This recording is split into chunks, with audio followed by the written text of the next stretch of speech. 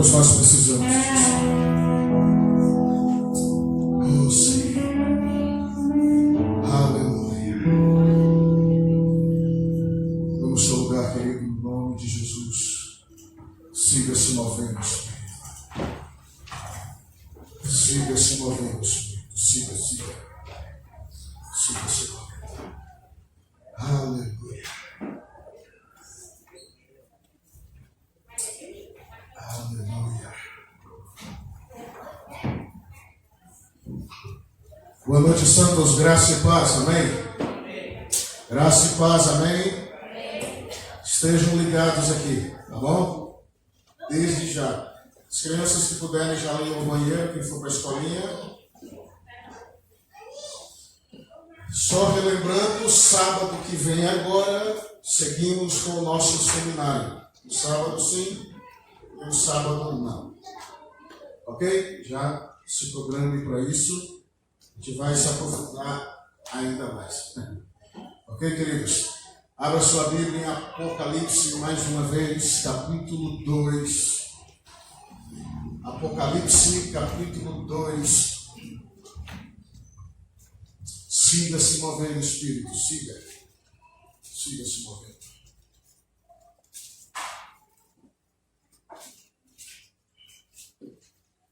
Apocalipse, capítulo 2, versículo 12. Aleluia. Oh, aleluia. Apocalipse, capítulo 2, versículo 12, a penúltima igreja nessa jornada aí, né? Aí, de repente, você se pergunta por que eu tenho ministrado todo esse tempo com respeito à igreja, às igrejas, né? De Apocalipse. Bem, porque isso fala diretamente ao espírito da igreja. Amém? Isso fala diretamente ao espírito da igreja, saber todos nós. Ok? Versículo 12 do capítulo 2 está escrito assim: e ao anjo da igreja que está em Pérgamo escreve: isto diz aquele que tem a espada aguda de 2 fios ou de 2 gumes. Conheço as tuas obras e onde habitas, que é onde está o trono de Satanás. Isso aqui vai ser muito sério hoje, viu, irmãos?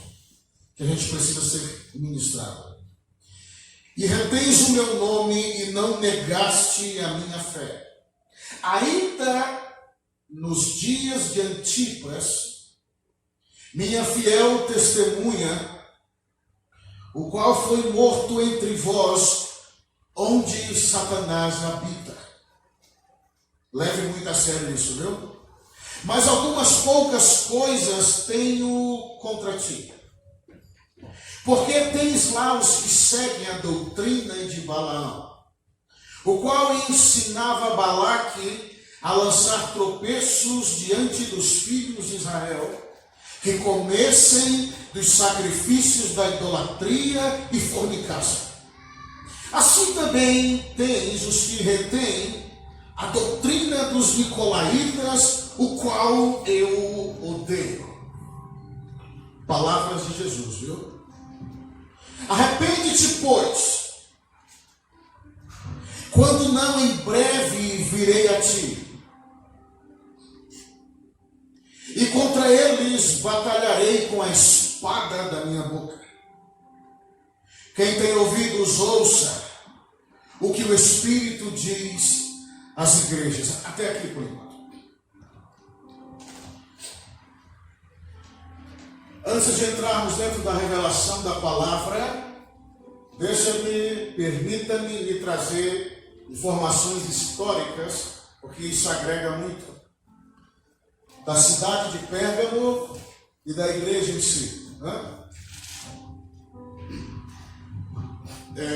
A cidade de Pérgamo era uma cidade também muito rica e muito culta, e ela tinha uma biblioteca que tinha 200.000 livros. Era uma cidade grega. Ela era parelho com a Alexandria do Egito, nessa questão de cultura.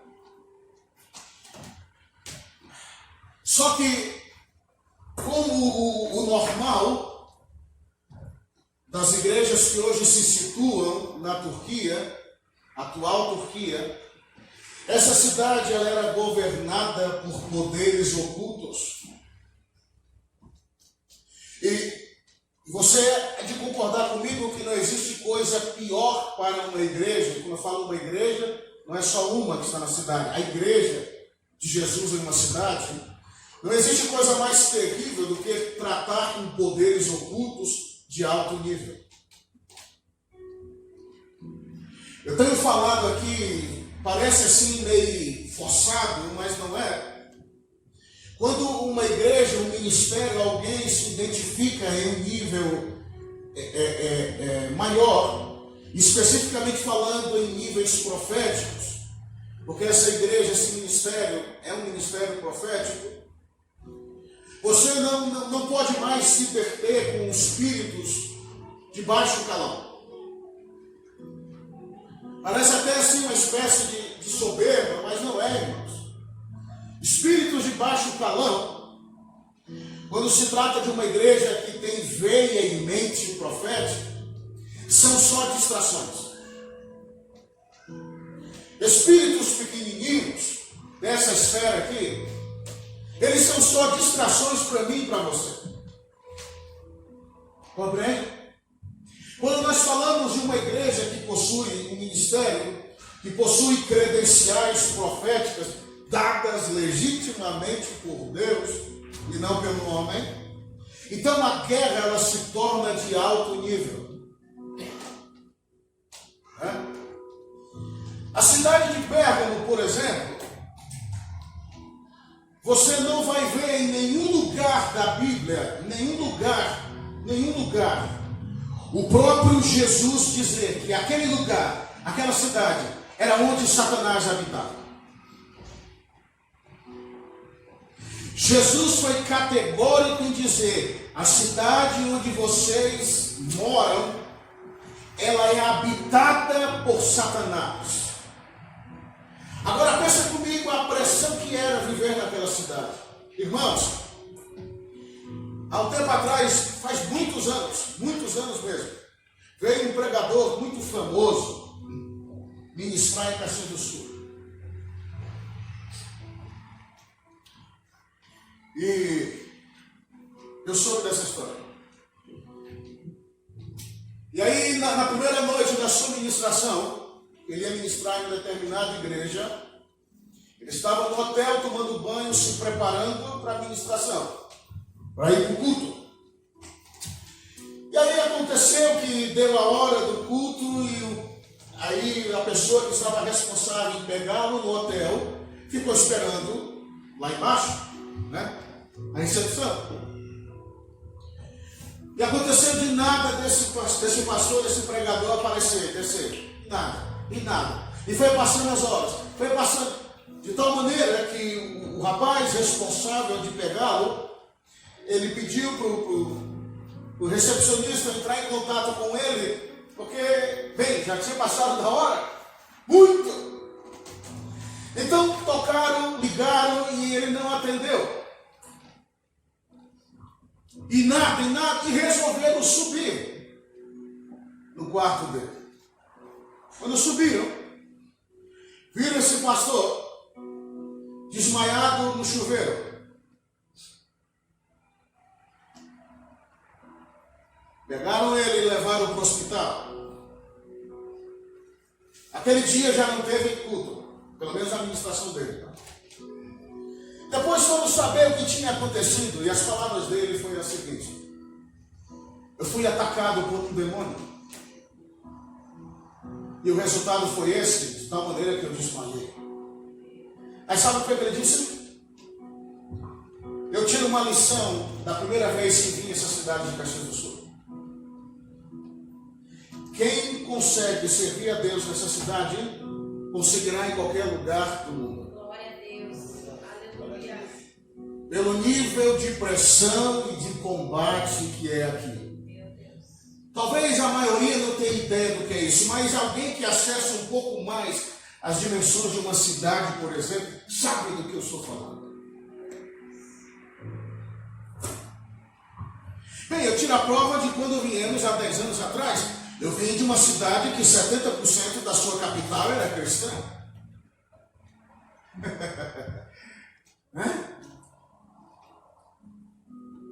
E no centro da cidade tinha uma bandeira erguida, a bandeira do Acre, e em cada letra tinha o seguinte: Acre assim, né? Bandeira, Acre, A, aqui, no centro da cidade.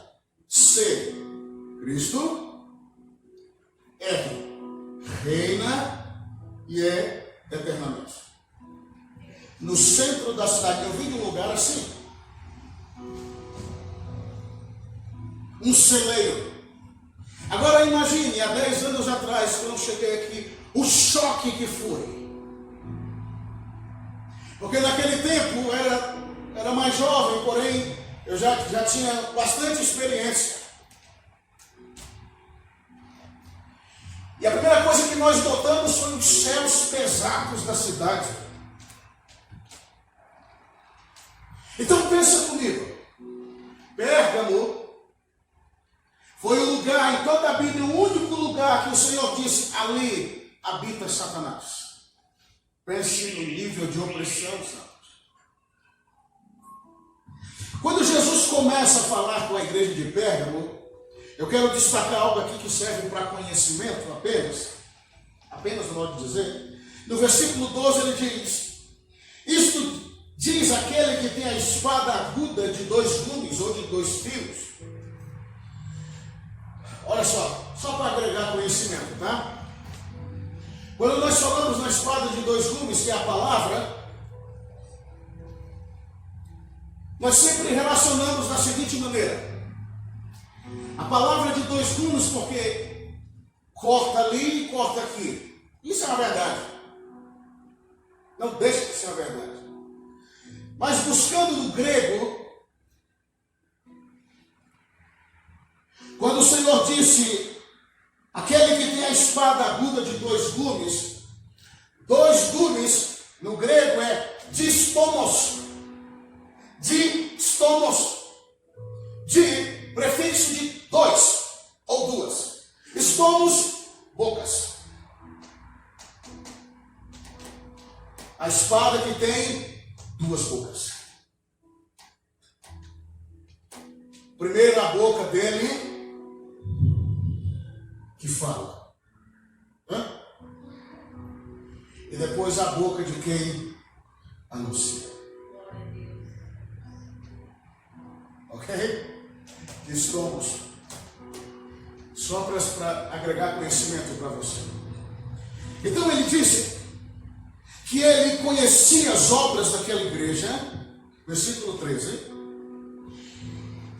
e aonde eles habitavam, que era o trono de Satanás. E como informação que eu falei para você, eu quero ler algumas coisas aqui, as informações, que é muito importante. O que Jesus quis dizer com o lugar que é o trono de Satanás, o lugar onde Satanás habita? Observa que a cidade de Pérgamo, ela era um centro religioso, né, que festejava os 4 principais cultos pagãos daquela época. Cultos para Zeus, Atena, Dionísio e Baco. Diz-se que quando Jesus diz o lugar onde vocês habitam é o trono de Satanás, Jesus estava falando de um altar que foi feito para Zeus. E esse altar tinha 6 metros de altura. E foi considerado uma das 7 maravilhas do mundo. Imagina que monumento devia ser aquilo. Quando Jesus disse: eu sei onde vocês habitam. Vocês habitam no lugar onde está o trono de Satanás. Ele está falando ao altar de Zeus. Imagina 6 metros, um pouco menor que um poste, eu acho. Não sei, não tenho ideia. Um poste deve ter 7, 8 metros talvez. contando um pouquinho de baixo. Então tinha um altar a Zeus, né, de 6 metros de altura, e cultos dedicados a Zeus. E Zeus, para os habitantes de Pérgamo, era o pai de todos os deuses, porque na cultura grega, e de todos os homens. Certo? Eles festejavam essas festas pagãs na cidade, e isso de uma forma direta ou indireta afetava a igreja de Pérgamo. Porque a influência de uma cidade, se a igreja não estiver bem firmada, ela é afetada por essa influência. Ela é afetada por esses fragmentos malignos. Entendeu?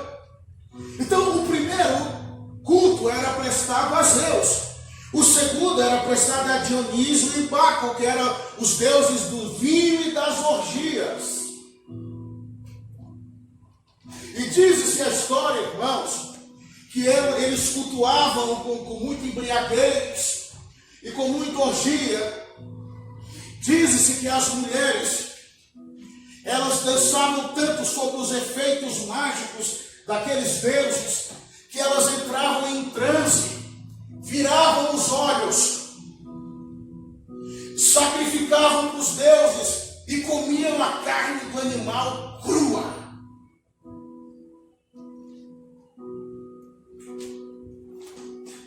Entendeu agora porque o Senhor disse? Satanás habita aí.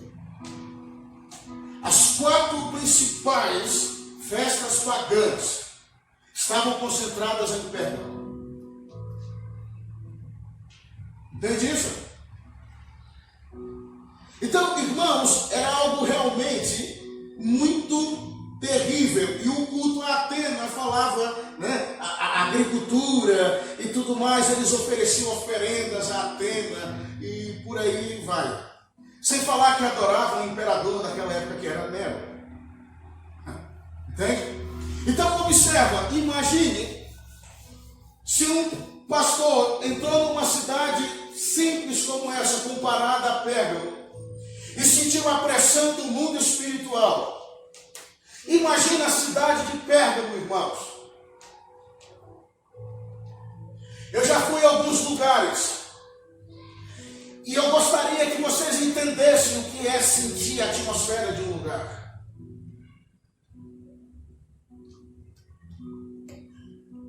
Por exemplo, Bolívia, um lugar terrível.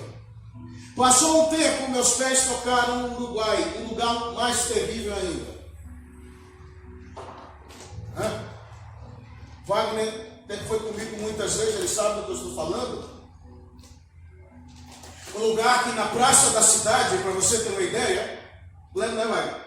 Na praça da cidade tinha uma coluna assim, escrito liberdade ou morte. E aí dessa coluna tinha uma outra coluna transversal assim de vidro, conectada a uma caixa grande de pedra, um tijolo escuro, né, Wagner? Naquela coluna de vidro estava escrito o nome de 33 homens, que eram os 33 maçons que fundaram a cidade. Na praça principal da cidade. E essa coluna aqui, quadrada de tijolos pretos, estavam os ossos desses 33 maçons até hoje. A Igreja Católica estava... Quando se trata de mapeamento, você consegue perceber todo o alinhamento das trevas que existe. A Igreja Católica posicionada bem de frente com o obelisco que tinha na praça. E lá tinha vários códigos talhados à pedra. Assim, a primeira vez que eu fui lá, eu vi, assim, talhados à pedra. E aí no dia que eu fui lá a primeira vez, pastor Miguel Gonçalves, um pastor querido, nos recebeu, e ele me mostrou aquilo, e eu olhei, e de súbito o Espírito me disse: filho, os códigos proféticos decifram os enigmas das trevas. Então ele me deu todo o desenho daquelas esculturas. Talhado na pedra, tinha uma mulher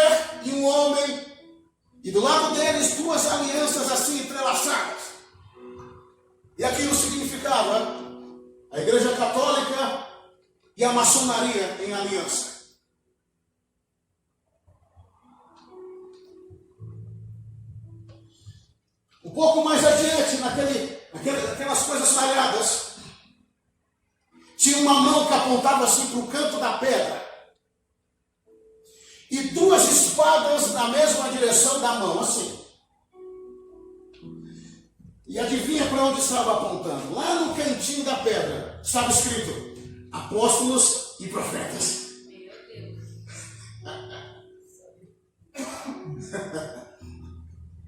É sério, irmãos. Sabe o que ele estava dizendo? Aqui vai ser uma rota de apóstolos e profetas. Fiquem atentos. Ó, espada neles, matem eles. É só uma pequeno detalhe desse lugar.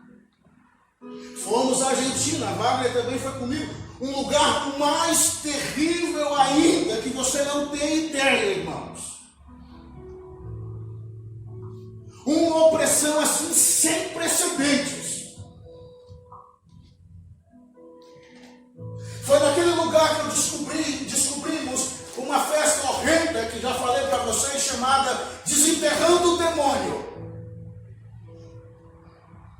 Quando eu estava no quarto, meio que cochilando, e de súbito ouvi uma mão saindo debaixo da terra e pegando alguma coisa e voltando para dentro da terra. E eu pulei da cama. Eu disse: meu Deus, o que significa isso? Minutos depois, tem um árvore de testemunha aí, chega o anfitrião da casa, contam para ele a minha visão. Ele disse: sabe o que está acontecendo aqui hoje? Uma festa chamada Desenterrando o Demônio. Aí eu entendi porque a mão saiu debaixo da terra. Eles cavavam no quintal das suas casas um buraco e ofertavam. Antes de ofertar, eles cavavam dizendo: Satanás, venha e passeie na nossa geografia, você é livre. 3 dias, assim, 3. E enquanto eles diziam que Satanás estava livre para transitar na geografia deles, eles ofertavam naquele buraco e diziam que era para Satanás. Tomate, cerveja, vinho, colocavam dinheiro. E para arrebentar, um homem foi capaz de chamar uma reta escavadeira, abrir um buraco enorme e ofertar para Satanás uma Hilux zerada e colocou dentro daquele buraco. Foi lá. Aí quando completava os 3 dias, eles diziam que Satanás voltava para o buraco, e quando ele chegava, ele recebia todas as ofertas. E aí fechavam o buraco. A gente até brincou, né? Puxa vida, a gente podia ir lá no meio da calada e tirar aquela Hilux de lá e voltar para Caxias de Hilux. Consagrar de Deus já era, meu irmão. Mas os caras são capazes de fazer isso, irmãos. Chile, um lugar ainda mais terrível. Um lugar onde tem a Ilha dos Bruxos, a Ilha de Chiloé. Homens que se perdem na própria ilha. Irmãos, olhem no YouTube, digite lá: Mistérios da Ilha de Chiloé, Chile. Lá, os moradores de lá contam que um dia estavam dentro de casa no inverno, que lá também o inverno é bem forte. E aí um dos homens resolveram pegar lenha. E foram pegar lenha. O cara foi pegar lenha. Não, fica aqui, eu já volto. E ele foi pegar lenha. Saiu de dentro de casa e foi pegar lenha no quintal, não sei aonde. O cara que estava aqui dentro de casa esperando, se passou uns 15 minutos. Mas o cara, quando voltou de lá com a lenha, ele foi sem barba e voltou com barba. Ele disse que ficou 2 semanas perdido em uma dimensão que não sabe o que é. O cara voltou barbudo, meu irmão. O cara que estava aqui dentro era 15 minutos. Ele foi e ficou 2 semanas procurando o caminho de volta para casa.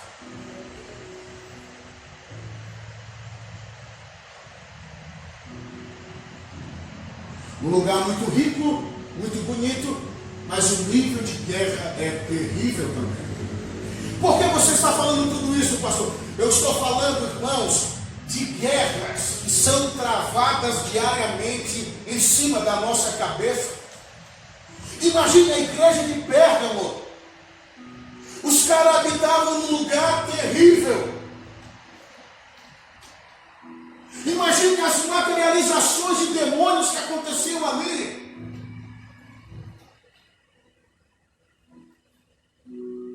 Coisas horrendas, irmãos. E Jesus fez questão de dizer: eu sei onde vocês estão. Vocês estão no lugar onde está o trono de Satanás. E aí ele vai e começa a elogiar aquela igreja por um momento e disse: mas vocês têm retido o meu nome e não negaste a minha fé. Deixa eu lhe perguntar algo. Será que algum de nós suportaria viver num lugar como Pérgamo? Bem, se nós temos dificuldade de servir a Deus em Caxias do Sul, quanto mais em Pérgamo.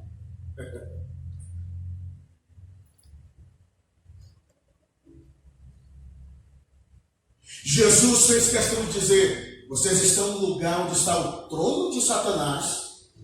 Todas as manifestações satânicas estão concentradas aí. Mas mesmo assim, vocês estão retendo o meu nome e não negaram a fé de vocês. Você pode dizer amém por isso? Amém.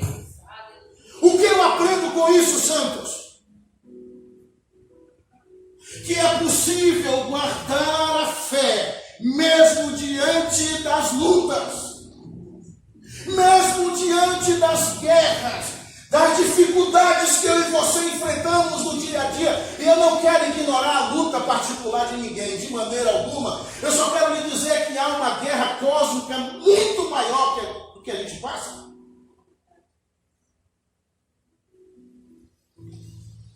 Você não tem ideia do que aconteceu esses dias durante a madrugada? Eu vou deixar para falar isso no seminário. 3 visões noturnas numa madrugada só é muito. Coisas horrendas. Mas vou deixar isso para depois.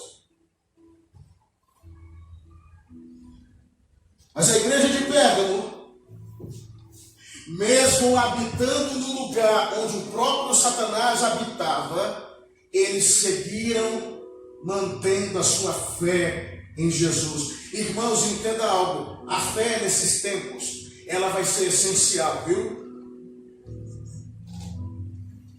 Você sabe que nós somos peregrinos nessa terra, ok? A gente está só de passagem aqui. A nossa pátria não pertence a esse mundo. Nós estamos aqui por um tempo só. Nós somos espíritos que adquiriram uma alma e um corpo para transitarem neste plano inferior por um tempo determinado. É um tempo determinado, é só por um tempo. Nós somos seres espirituais que precisavam de um corpo para transitar aqui. Fomos movidos por Deus para transitar nessa terra por um tempo determinado. Então nós somos peregrinos. E se tem uma coisa que o peregrino precisa, é de fé. Quem lembra de Abraão? Ele foi peregrino em toda a sua jornada e ele foi chamado o pai da fé. Porque, irmãos, nós precisamos de fé nesses dias. É que eu lhe dei um exemplo, rapidamente, deixa marcado aí. Abra comigo bem do ladinho aí de Apocalipse, de 1 João. Bem do ladinho, quase. 1 João capítulo 5. Perdão, capítulo 5, versículo 4. Deixa marcado aí, tá?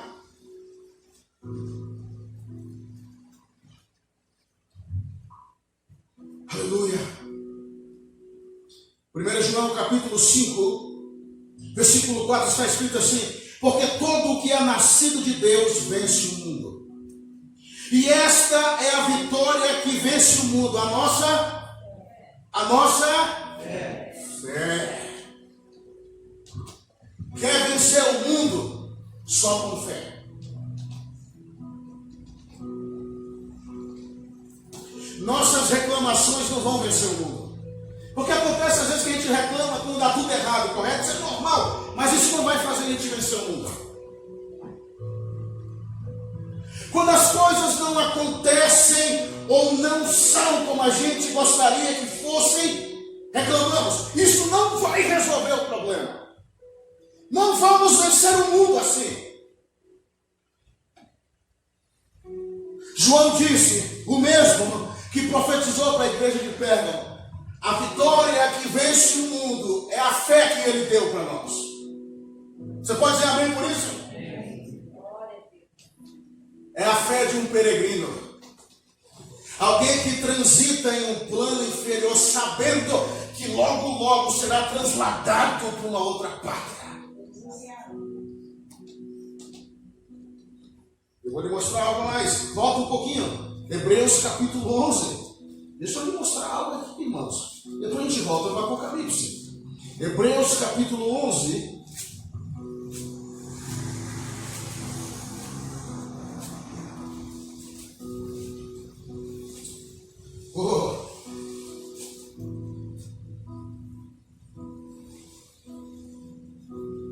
Capítulo 11, versículo 1 e 2.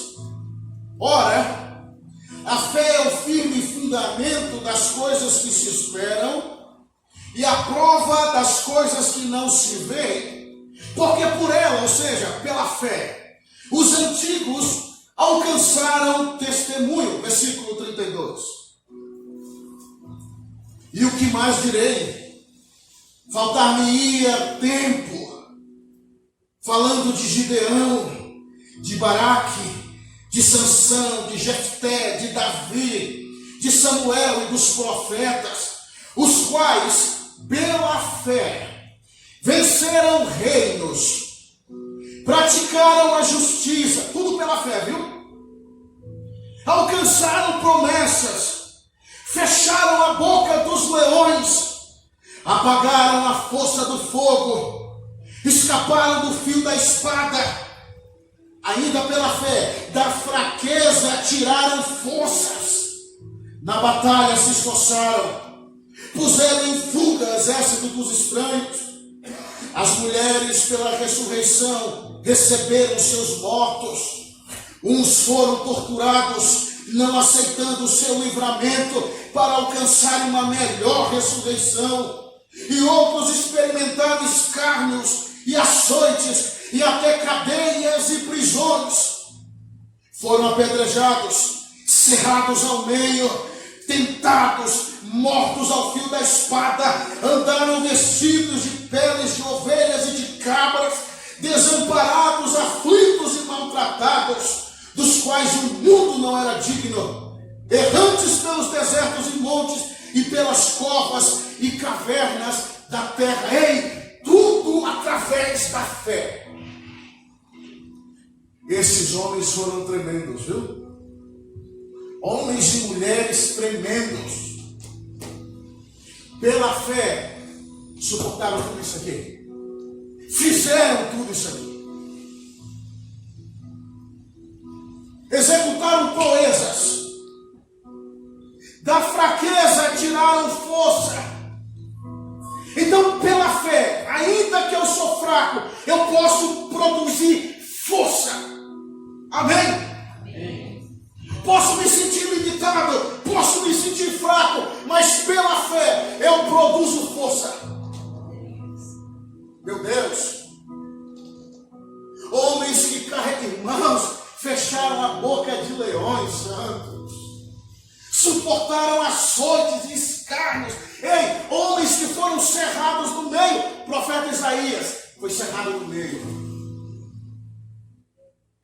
Pela fé. Meu Deus. E as escrituras são enfáticas em dizer: esses homens, o mundo não era digno deles. Sabe o que as escrituras estão dizendo? O mundo não era digno de receber os pés deles tocando essa terra. Bem, é o que está escrito. Volte para o Apocalipse. Então, pela fé,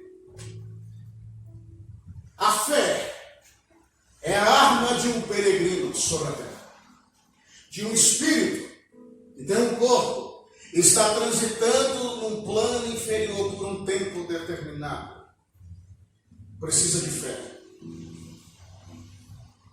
Porque se eu tenho fé, aí vem uma outra virtude muito poderosa. Se eu tenho fé, logo eu tenho e pratico obediência. Porque fé e obediência andam juntas. Se eu não obedeço, logo eu não tenho fé. Gostou dessa?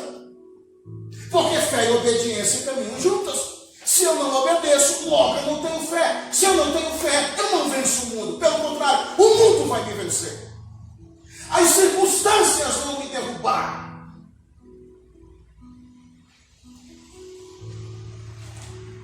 Serei vencido na guerra.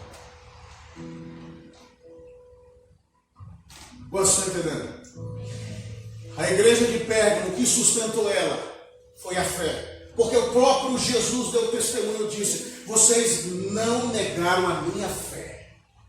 E quando você olha, por exemplo, para a armadura de Deus, você tem ali o quê? O escudo da fé. E quando Paulo ele faz uma analogia do escudo da fé, do escudo, ele estava olhando para os soldados pretorianos de Roma, perto da sua execução. E esses soldados, eles não tinham um escudo assim normal que a gente imagina. Era um escudo grande que cobria todo o corpo deles. O que aquele escudo permitia, irmãos? Não apenas se defender de dardos, mas como ele era comprido e protegia todo o corpo, ele permitia os soldados avançarem enquanto guerreavam. Observa que um escudo assim, eu sou vulnerável, correto? Mas quando Paulo olhou e ele disse: ei, vocês têm um escudo da fé, é algo que blinda você por inteiro, não é apenas uma arma de defesa, mas a fé é uma arma de ataque também. Diga graças a Deus, santo. Eu defendo e avanço. Eu me defendo e avanço. Ei, quando Pedro disse: vocês devem resistir firmes na fé a Satanás. Percebeu? Resistirem firmes na fé. Qual é a ideia que a gente tem? Eu estou resistindo a Satanás. Então ele vem e começa a me golpear. Pum, pum, pum. E eu penso que isso aqui é resistir. E aí eu dou um passinho para trás e resistir. E eu fico só aqui e é resistir. Não, isso não é resistir. Resistir é defender e atacar. Defender e avançar. Por isso que Pedro diz: resistam a ele firmes na fé. E ele cai fora. Era necessário uma densa e volumosa fé, irmãos, para a igreja de Pérgamo resistir a um lugar onde tinha uma grande concentração demoníaca ao redor deles. Quantos estão entendendo? E Jesus segue dizendo, versículo 13 ainda: vocês reteram o meu nome e não negaram a minha fé. Ok. Ainda nos dias de Antipas, minha fiel testemunha, o qual foi morto entre vós, onde, aí ele faz questão de dizer, onde Satanás habita. Antipas, irmãos, foi discípulo de João. Antipas era o pastor da igreja de Pérgamo. E ele foi morto.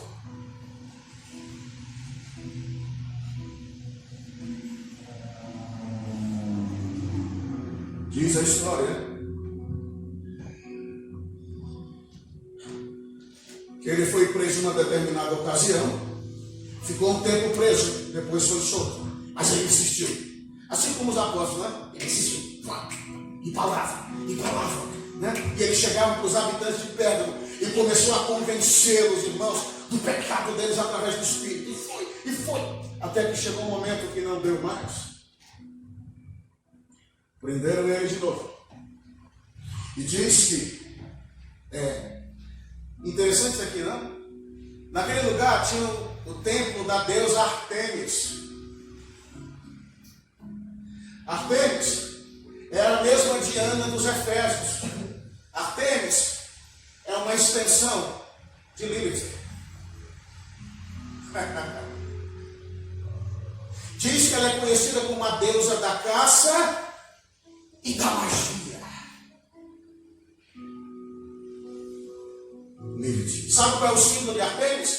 um cervo, ela segura um cervo aqui, ó, pelo chifre, e uma lua.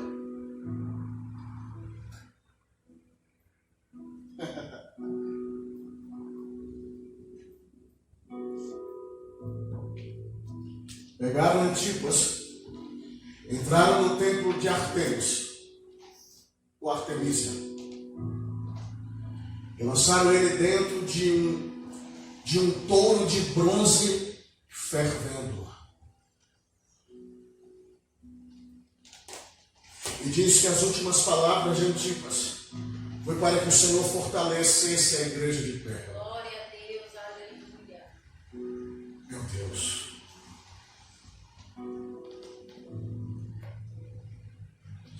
É por isso que Jesus fez questão de dizer, mesmo quando Antipas, a minha fiel testemunha, foi morta entre vocês, vocês perseveraram.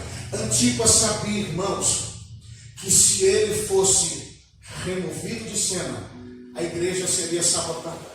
Provavelmente todos iam se desanimar. Bem, quem sabe ele conhecia a profecia de Zacarias: ferirei o pastor e as ovelhas se dispersarão. Quer ver um rebanho disperso se o pastor estiver ferido?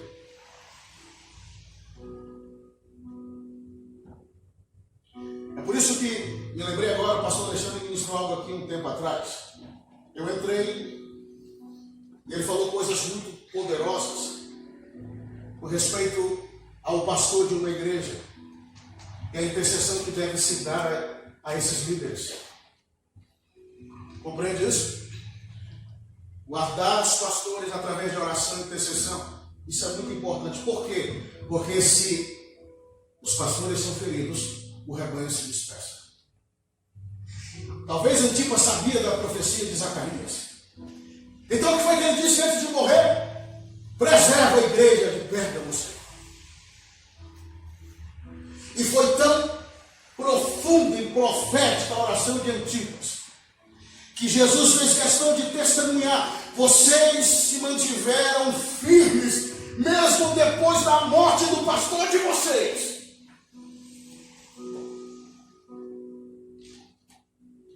Vocês ficaram firmes. Esses foram os elogios de Jesus para aquela igreja, aonde Satanás habita, né? Jesus fez questão de dizer, versículo 14, aí aqui vem algumas reprovações, que é a parte que a gente menos gosta, né? É a parte que a gente menos gosta. Versículo 14, mas é o cabeça que está falando, né? Mas algumas poucas coisas tenho contra ti, e ele lista elas. Primeiro, vocês têm entre vocês os que seguem a doutrina de Balaão. Se você quiser ler melhor, Números capítulo 22 fala desse cara. Rapaz, Balaão era um profeta tremendo. Só que ele se desvirtuou por causa de riquezas. Cara, olha lá, é só olhar. Balaão, ele é um cara que diz assim, ó: essas são palavras do homem que tem a visão do Todo-Poderoso de olhos abertos. Santo Deus. Entre êxtase e outras palavras do Todo-Poderoso. Esse cara era tremendo, irmãos. Porém, as riquezas deterioraram o caráter de Balaão.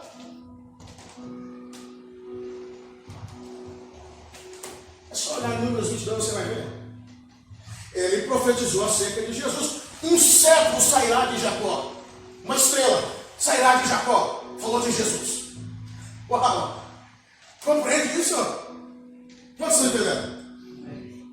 Então Balaão é um cara tremendo. Porém, quando o Balaque veio e começou a se insinuar com dinheiro para ele, então ele começa a desvirtuar o seu coração. E uma vez que desvirtua o coração, desvirtua o caminho.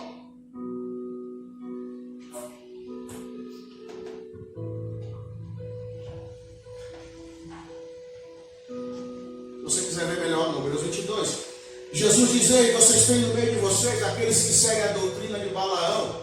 Você lembra que eu disse um momento aqui que a palavra Balaão significa devorador de homens ou devorador do povo.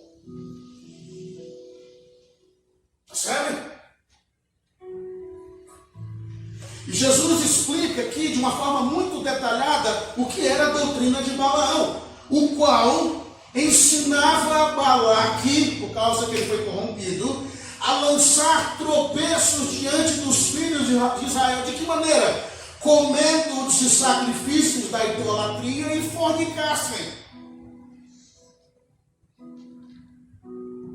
Praticassem orgias.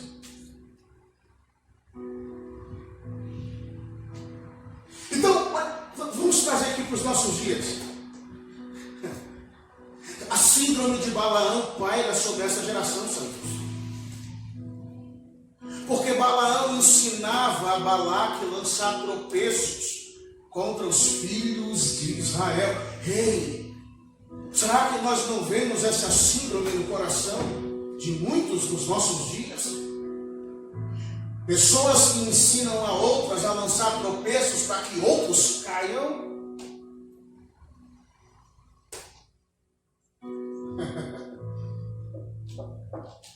Pessoas assim o Senhor abomina. Já viu alguém ensinando articulando, essa é a palavra mais correta, que articula tropeços para outros.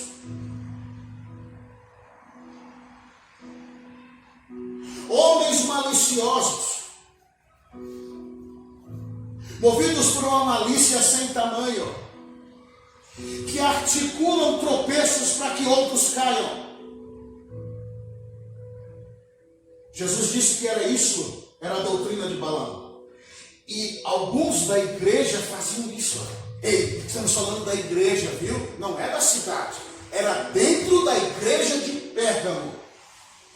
Um povo que se chamava pelo nome do Senhor. Pessoas que eram salvas até então, com um caráter ainda corrompido, faziam outros tropeçarem, propositalmente.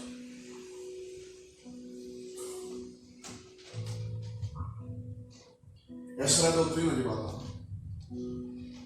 E Jesus seguiu dizendo, né? Para que comece os sacrifícios da idolatria, isso não tem, está bem escancarado, e fornicassem. Versículo 15. Segunda coisa. Assim tens também os que retêm a doutrina dos nicolaítas, o qual eu odeio. Categórico, eu odeio essa prática.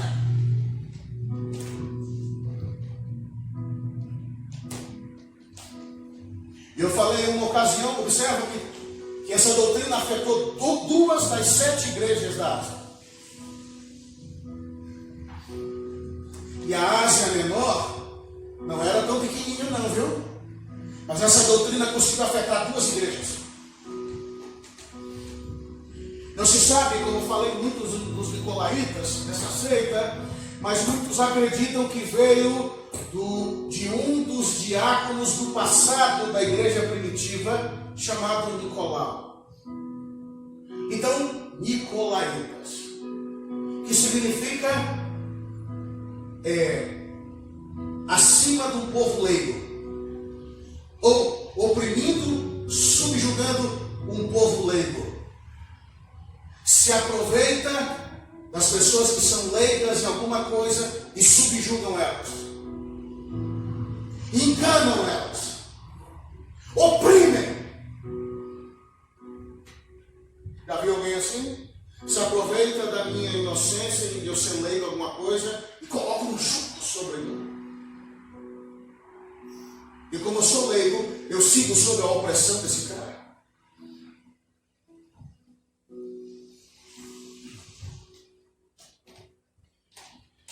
Diz-se também que os nicolaítas tinham uma seguinte filosofia.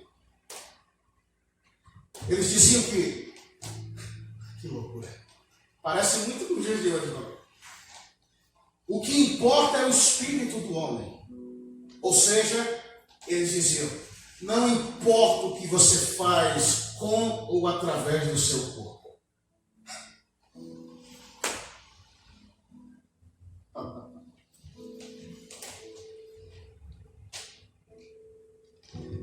Quer pecar? Peca com o corpo.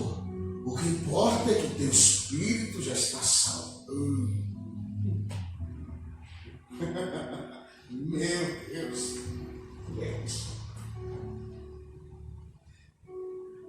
Por isso que o Senhor disse, eu odeio isso.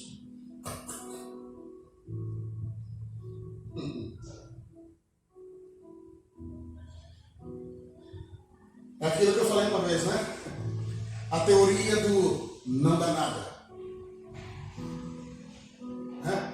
Não dá nada.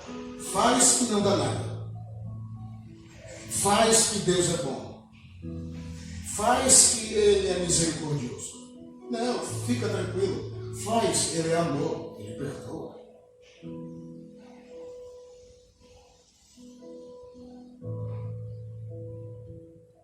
O que importa, essa é a doutrina dos nicolaítas, tá? O que importa é que o seu espírito já foi salvo, nasceu de novo. Jesus fez o seu espírito nascer de novo. Então, a partir de agora, não importa as suas práticas, porque o que você pratica é com o seu corpo físico, não é com o corpo espiritual. Ah, que doutrina maligna.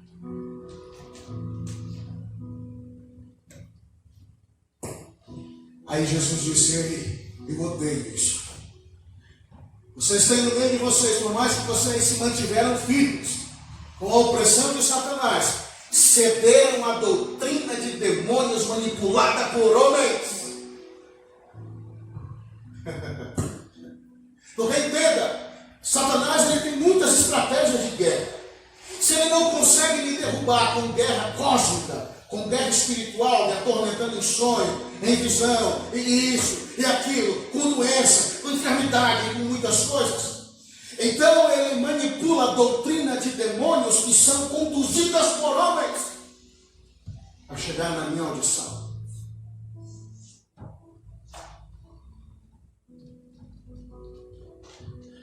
Lembra o que disse Paulo? Que nos últimos dias os homens seriam atraídos por falsos mestres, segundo as suas próprias cobiças. Ou seja, homens seriam atraídos por pessoas que iriam ensinar aquilo que elas querem ouvir. Meu Deus! Santo!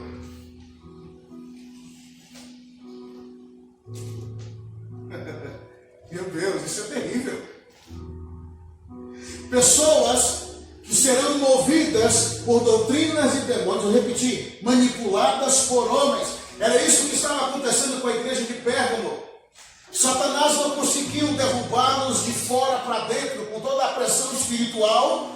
Então suscita de dentro para fora homens que manipulavam doutrinas de demônios. E isso eles iam enxertando na audição deles, até alcançar o coração.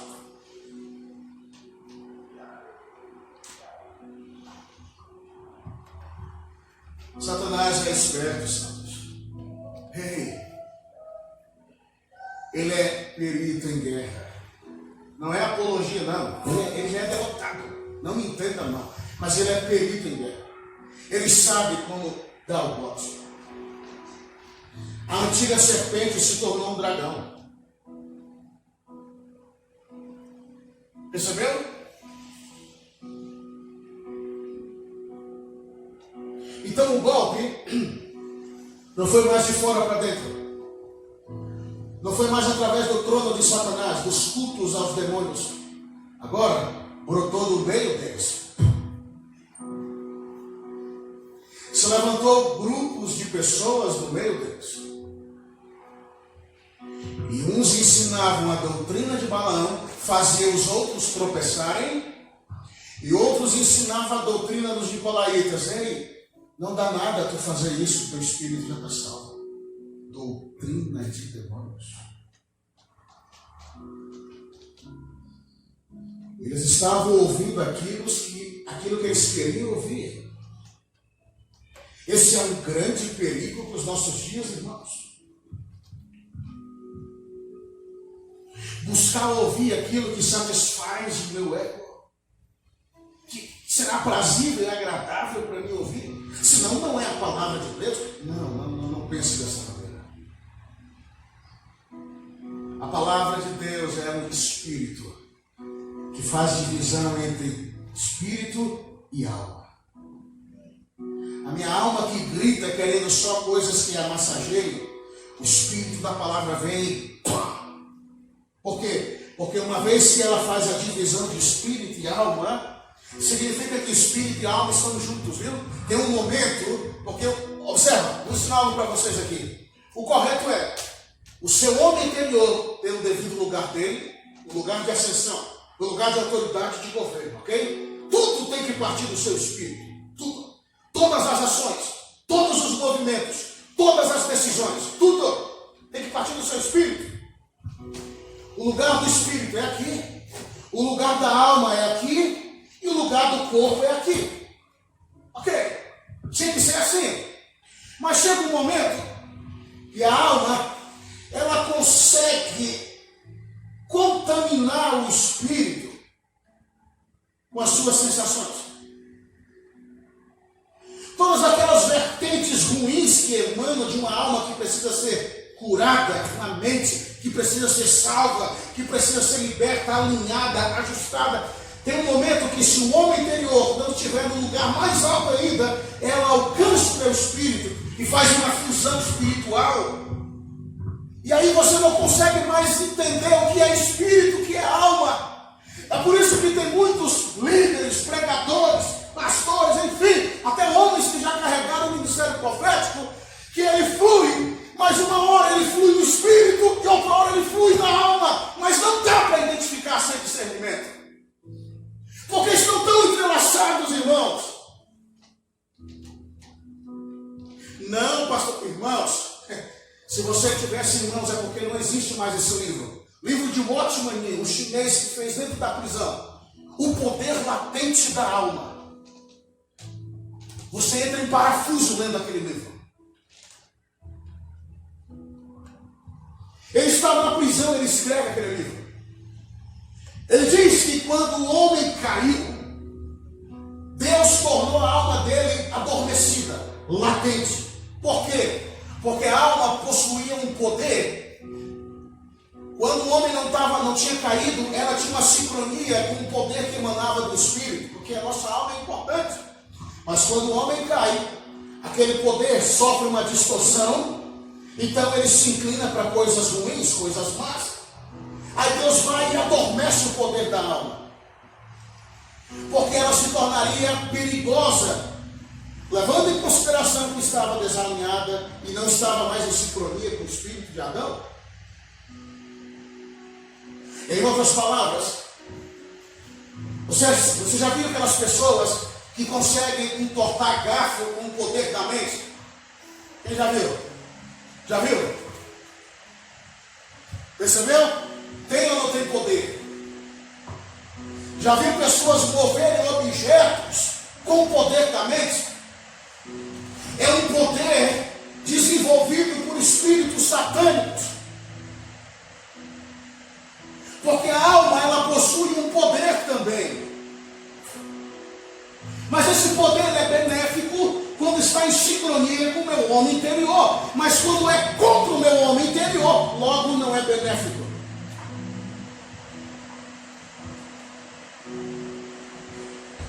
Se não é benéfico, agora entende porque a palavra vem. Ó, penetra ao mais profundo, ok? E faz divisão, separação. Tira a alma, desgruda a alma do espírito. Pá!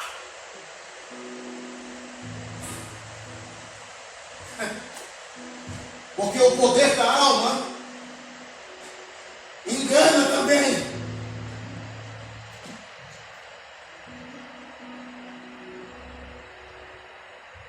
Vou lhe dar um exemplo. O que aconteceu domingo passado aqui, eu comentei com o pastor Alexandre e mais alguém. Eu conheço muitos, e depois de um mover daquele, diria: irmãos, agora senta-se, abra sua Bíblia no livro de...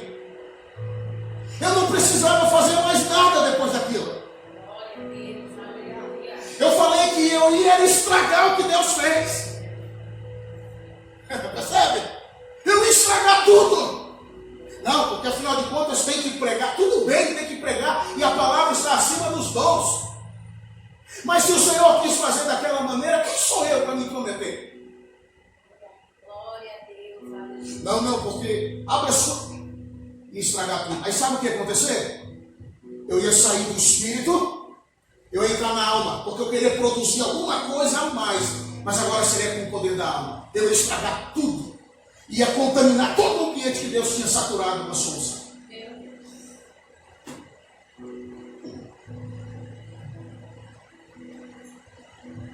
Percebeu? Aí o que acontece? Às vezes eu penso que estou me movendo no espírito, mas eu estou me movendo com a alma. Aí nunca se sabe, santos.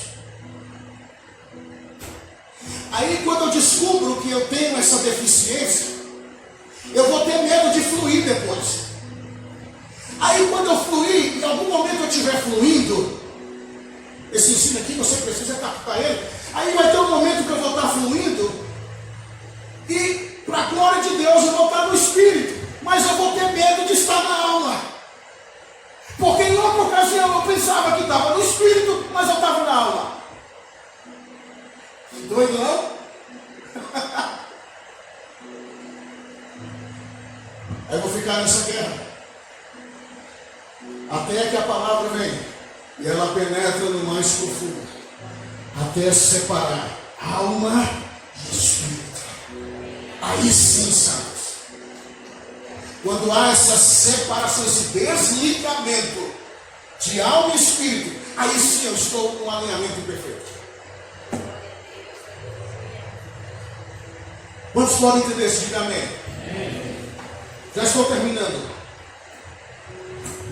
Então o versículo 15, ele denuncia as práticas daquele povo.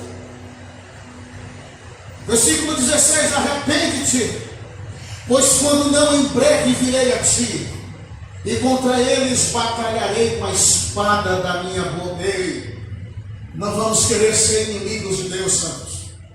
Não vamos querer batalhar contra ele, que a gente vai perder. É certo que a gente vai perder. Percebeu? Se arrepende, senão eu vou vir até vocês e vou batalhar contra os camaradas que estão disseminando isso, e automaticamente todo o vestígio que ficou eu vou ter que extirpar também. Aí alguém pode até pensar, não, mas olha só que legal, Jesus está dizendo que ele vai vir e ele vai batalhar só contra eles. Não, contra eles e contra toda a semente que restar. Contra todo o vestígio. E é com a espada da boca. A palavra. O espírito da palavra. Quem tem ouvidos? Então ele finaliza dizendo: quem tem ouvidos, ouça o que o Espírito diz às igrejas. Ao que vencer, darei a comer do maná escondido. Esse maná é diferente daquele que foi dado no deserto, viu? E dar-lhe-ei uma pedra branca.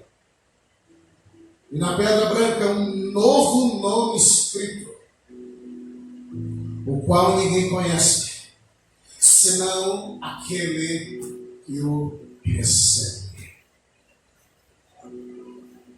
Seu nome vai ser mudado naquele dia, viu?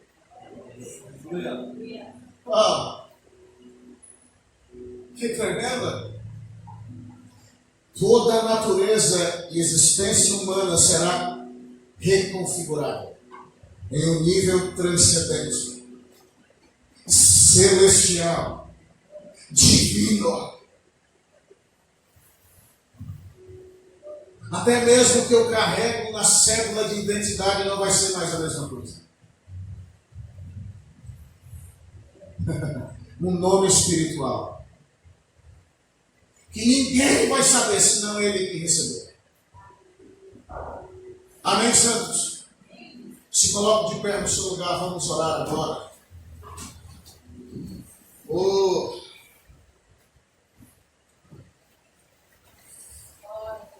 Xaramaiteira. Você tem total liberdade já para se apresentar diante dele. Que nasceu Kurama Shekaramaita. Rameno Tusero, tu Keremaneleho, Kinaya Seya, Elayos Kamanturi Manduru Kuramaski. Inetoye Sambreno Yohan Reite, Inaye Handel Hoshambe, oh Nisketureha. Oh Senhor. Oh, cabeça da igreja. Senhor da igreja, Senhor da igreja. Nós nos humilhamos diante de Ti, Senhor da igreja. Ore cantar lá, bater e cura.